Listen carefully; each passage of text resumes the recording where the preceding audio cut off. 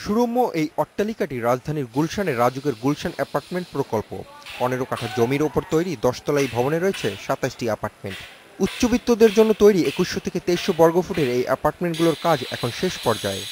আগামী বছর জুনে এগুলো লটারির মাধ্যমে ক্রেতাদের বুঝিয়ে দেওয়া হবে। বেশিরভাগই বেদখলে ছিল, অবৈধভাবে দখলদার, সেগুলো আমরা আমাদের রাজুকের নিয়ন্ত্রণে এনে আমরা দেখেছি যে এটি হচ্ছে সবচেয়ে ভালো ব্যবস্থা, যে ওইখানে যদি আমরা অল্প জায়গায় হাইরাইজ বিল্ডিং করে আমাদের জনগণের মধ্যে এই বরাদ্দ দিতে পারি।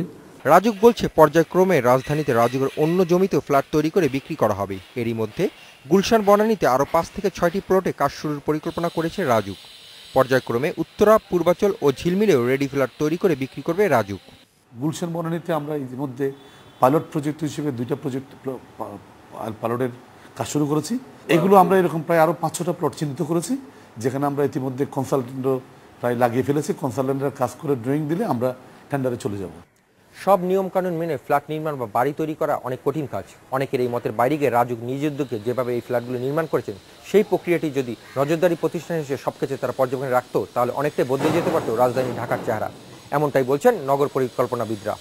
Hasif Mahmud, Independent News, Dhaka.